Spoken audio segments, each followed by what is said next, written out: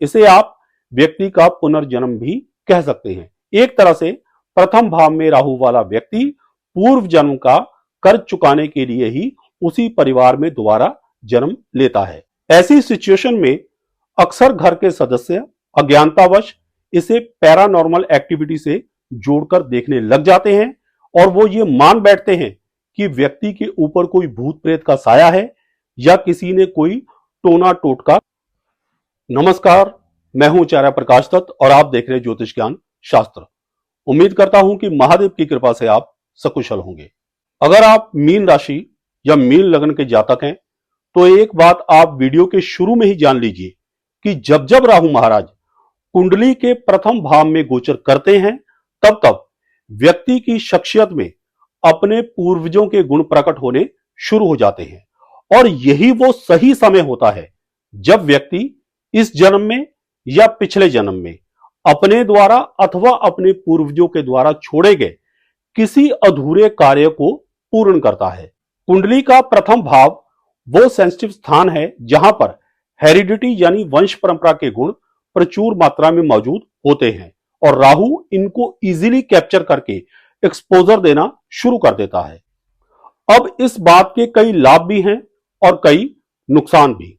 लाभ मिलना तो खैर अच्छी बात है, लेकिन जब भी राहु प्रथम भाव में गोचर करे या जन्म से ही प्रथम भाव में हो तो व्यक्ति को 3 बड़ी गलतियों से बचना चाहिए।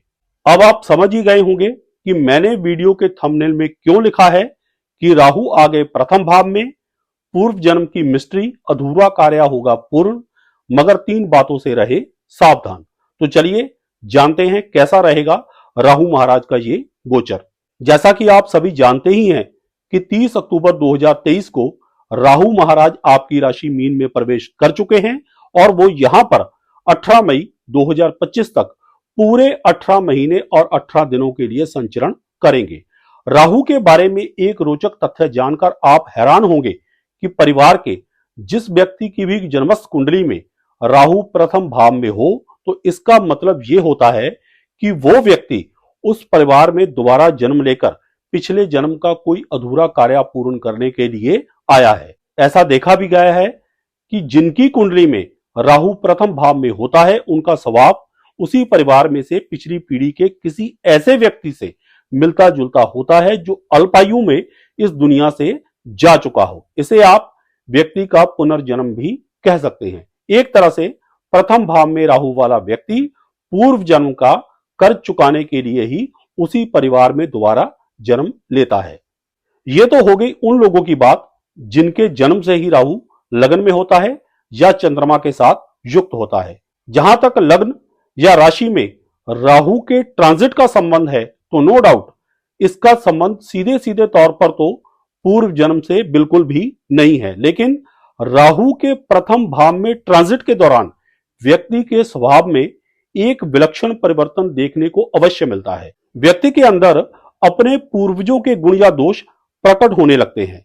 वैसे तो हर व्यक्ति के अंदर अपने पूर्वजों की क्वालिटीज होती ही हैं, लेकिन जब जब राहु प्रथम भाव में गोचर करता है तब तब राहु उन क्वालिटीज को एक्सपोजर यानी बढ़ावा देना शुरू कर देता है। आपने डीएनए के बारे में तो सुना ही होगा जिसमें हेरिडिटी यानी वंश परंपरा से प्राप्त गुण मौजूद होते हैं। वैसे तो डीएनए शरीर के कण कण में मौजूद होता है, लेकिन मस्तिष्क वाले हिस्से में एग्जिस्ट डीएनए को राहु बहुत ही ज्यादा एक्सपोजर दे देता है, जिसके कारण व्यक्ति में अपने पूर्वजों के लक्षण ज्यादा दिखाई देने लग जाते हैं। कई बार तो व्यक्ति सेम टू सेम अपने पूर्वजों जैसी हरकतें तक करने लग जाता है और सबसे खास बात वो किसी ऐसे कार्य को अवश्य पूर्ण करता है जो उसके पूर्वजों के द्वारा अधूरा छोड़ा गया हो। अब इस बात में तो कोई शक नहीं है कि राहु महाराज इस गोचर के दौरान आपको कई बड़ी बड़ी मटीरियलिस्टिक अचीवमेंट्स करवा देंगे, जिनके बारे में मैं आपको आगे चलकर वीडियो में बता ही दूंगा। लेकिन सबसे पहले मैं आप सभी लोगों को उन 3 बातों के लिए सावधान कर देता हूं जिनके बारे में मैंने वीडियो के थंबनेल में लिखा है। पहली बात यह है कि कई बार इस गोचर के दौरान राहु इस जन्म या पिछले जन्म की स्मृतियों को इंसान के ऊपर कुछ इस कदर हावी कर देता है कि इंसान एबनॉर्मल सा बिहेवियर करने लग जाता है, जैसे अचानक कुछ भी अटपटा सा बोल देना, घंटों गुमसुम से बैठे रहना। ऐसी सिचुएशन में अक्सर घर के सदस्य अज्ञानतावश इसे पैरानॉर्मल एक्टिविटी से जोड़कर देखने लग जाते हैं और वो ये मान बैठते हैं कि व्यक्ति के ऊपर कोई भूत प्रेत का साया है, या किसी ने कोई टोना टोटका करवा दिया है, या फिर कोई बहुत ही बड़ा मेंटल डिसऑर्डर मानकर लंबे चौड़े साइकोलॉजिकल ट्रीटमेंट पर अंधाधुंध खर्च कर बैठते हैं, जबकि ऐसा कुछ भी नहीं होता। वो सिर्फ और सिर्फ इस जन्म की या पुनर्जन्म की कुछ अच्छी या बुरी यादों के कारण होता है, जो व्यक्ति के बिहेवियर को अबनॉर्मल कर देती है। जिन मीन राशि या लग्न वाले जातकों को वर्तमान में राहु या चंद्रमा की महादशा या अंतर्दशा चल रही है, उनके साथ इस तरह की हैपनिंग्स ज्यादा होगी। लेकिन इसमें घबराने वाली कोई भी बात नहीं है। अगर किसी के साथ ऐसा हो रहा है तो बजाय इसके कि आप झाड़ फूक के किसी गलत चक्कर में पड़े, एक सिंपल सी एक्टिविटी आपको बता देता हूं, जिससे व्यक्ति खुद ही इस समस्या को बड़ी ही आसानी से ठीक कर सकता है। बस आप प्राणायाम करना शुरू कर दीजिए। हर रोज सुबह उठकर उगते हुए सूर्य की धूप तथा ताजी हवा में अनुलोम विलोम करना शुरू कर दे और हनुमान जी के मंदिर में जाकर शीश निवाए। मैटर आपका सॉल्व हो जाएगा। बस इतनी सी ही बात है।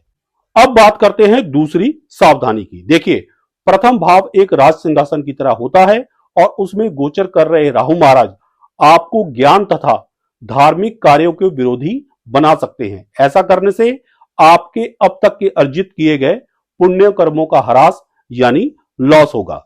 इसलिए ऐसा करने से बचे। इसका सर्वोत्तम उपाय यह है कि हर रोज अपने धर्म के अनुसार धार्मिक स्थान में जाकर शीश निवाए। तीसरी सावधानी, अगर आपकी जन्मस्थ कुंडली में देवगुरु बृहस्पति कमजोर हुए तो राहु का ये गोचर आपको निरंकुश बनाकर लालचवश एक के बाद एक फाइनेंशियल रिस्क उठाने को उकसाता रहेगा, जिससे धन के भारी नुकसान की संभावना है। इसलिए अपना पैसा सोच समझकर इन्वेस्ट करें। धन के किसी भी किस्म के नुकसान से बचने के लिए देवगुरु बृहस्पति के मंत्र ओम ऐम श्रीम बृहस्पति नमः का ज्यादा से ज्यादा जप करें। अब बात करते हैं राहु महाराज के इस ट्रांजिट से मिलने वाले बेनिफिट्स की। देखिए, इस बात में तो कोई शक नहीं है कि 30 अक्टूबर 2023 से पहले के 18 महीनों में जब राहु महाराज आपके धन भाव में मंगल की अग्नि तत्व राशि मेष में थे, तो आपका अर्थ त्रिकोण तथा अष्टम भाव राहु और मेष राशि से निर्मित अंगारक दुष्प्रभाव से बुरी तरह से पीड़ित था। आपको धन की समस्या आ रही थी, धन का अपव्यय हो रहा था, कुटुंबों में बैर विरोध था, आपकी बातों को गलत समझा जा रहा था, मुख, नेत्र, आंखों तथा दांतों में कैविटी, लोअर स्टमक में इंफेक्शन जैसे रोगों से आप परेशान थे। कर्ज, कोर्ट कचहरी, ऑफिस पॉलिटिक्स, जॉब का बार बार छूट जाना, बनते बनते कामों का अंत में आकर बिगड़ जाना, पैतृक संपत्ति का विवाद, बिजनेस में प्रॉब्लम जैसी समस्याएं आपके जीवन में बढ़ चढ़कर रही। लेकिन अब जबकि आपका अर्थ त्रिकोण तथा अष्टम भाव राहु और मेष राशि के अंगारक दुष्प्रभाव से मुक्त हो चुका है, तो इन समस्याओं से आपको छुटकारा मिलता रहेगा और 18 मई 2025 तक पहुंचते पहुंचते आपके हालात काफी बेहतर हो जाएंगे।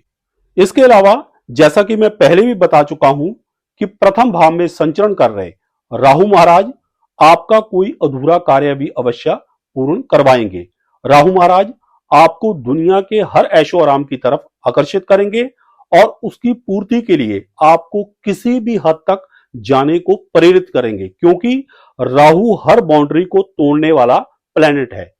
आप अपनी इच्छाओं को पूर्ण करने में काफी हद तक कामयाब भी रहेंगे, परंतु नैतिक मूल्यों का ध्यान रखें। मत भूलें कि न्याय की देवता शनिदेव आपके द्वादश भाव में संचरण कर रहे हैं। दृष्टियों की बात करें तो सबसे ज्यादा शुभ प्रभाव 7वीं दृष्टि का मिलेगा, जो कि सप्तम भाव पर पड़ रही है, क्योंकि सप्तम भाव में राहु के मित्र बुध की राशि कन्या पड़ती है। वैसे भी नैसर्गिक रूप से सप्तम भाव में बुध का प्रभाव होता है, इसलिए व्यापार के मामले में बहुत ही शुभ परिणाम आपको मिलेंगे। जो लोग ट्रेडिंग करते हैं उनकी बिक्री काफी बढ़ेगी। हर वर्ग की रोजमर्रा की आय में बढ़ोतरी होगी। शादीशुदा लाइफ में कुछ डिस्टरबेंस के संकेत मिल रहे हैं, इसलिए शादीशुदा लोग बहुत ही ध्यान से रहें और इसके अलावा अनैतिक संबंधों से भी बचें। पंचम भाव पर राहु की दृष्टि के कुछ खास अच्छे परिणाम नहीं मिलेंगे, क्योंकि वहां पर उनके शत्रु चंद्रमा की राशि कर्क पड़ती है। जो विद्यार्थी हैं उनका माइंड स्टडी से डिस्ट्रैक्ट होगा और लव लाइफ में भी प्रॉब्लम आएंगी। अपने लव पार्टनर के साथ विवाद से बचें। इंटरकास्ट लव मैरिज में कुछ अड़चनों के बावजूद भी सफलता मिल जाएगी। शेयर मार्केट में किसी भी बड़े निवेश से पहले अपनी जन्म कुंडली की अच्छी तरह से जांच अवश्य करवा लें। परंतु यहां पर एक अच्छा संकेत मिल रहा है, वो ये है कि अगर आपकी जन्मस्थ कुंडली में राहु अच्छी स्थिति में है तो अचानक कोई बड़ा धन का लाभ आपको मिल सकता है। अपनी संतान का विशेष ध्यान रखें, खास करके टीनेजर्स का, क्योंकि उनके गलत संगति में पड़ने के चांसेस हैं। भाग्य भाव पर राहु की नवम दृष्टि के ऑलमोस्ट अच्छे परिणाम ही मिलेंगे, क्योंकि राहु स्वयं मीन राशि में होने के कारण देवगुरु बृहस्पति से प्रभावित है। इसलिए आपका भाग्य काफी साथ देगा। किसी भी काम में कितनी भी अड़चने क्यों ना आए, अंत में आपको सफलता मिल ही जाएगी। विदेश यात्रा के रुके हुए काम आपके बनने लगेंगे। एक बात का आप ध्यान रखें, पिता तथा गुरुजनों के साथ किसी भी बात पर कुतर्क ना करें, वरना धन का भारी नुकसान आपको हो सकता है और आपके बनते बनते काम भी अटक सकते हैं। राहु की नवम भाव पर दृष्टि के शुभ परिणाम ज्यादा से ज्यादा मिले, इसके लिए देवगुरु बृहस्पति के मंत्र ओम एम श्रीम बृहस्पति नमः का ज्यादा से ज्यादा जप करें। कुल मिलाकर देखें तो राहु महाराज का ये गोचर आपके लिए बहुत सारी संभावनाओं से भरा रहेगा, खास करके किसी अधूरे काम को पूरा करने के लिहाज से। आशा करता हूं कि वीडियो में दी गई जानकारी से आप लाभान्वित होंगे। अगर आपको हमारी ये वीडियो पसंद आई हो तो इसे लाइक करें, शेयर करें, हमारे चैनल को सब्सक्राइब करें और साथ में बेल आइकन को दबा दें, ताकि हमारी हर नई वीडियो की नोटिफिकेशन आप तक सबसे पहले पहुंचे। सुखी रहें, स्वस्थ रहें, इसी मंगल कामना के साथ जय सिया राम, हर हर महादेव और बोलो श्री हरि विष्णु भगवान की जय।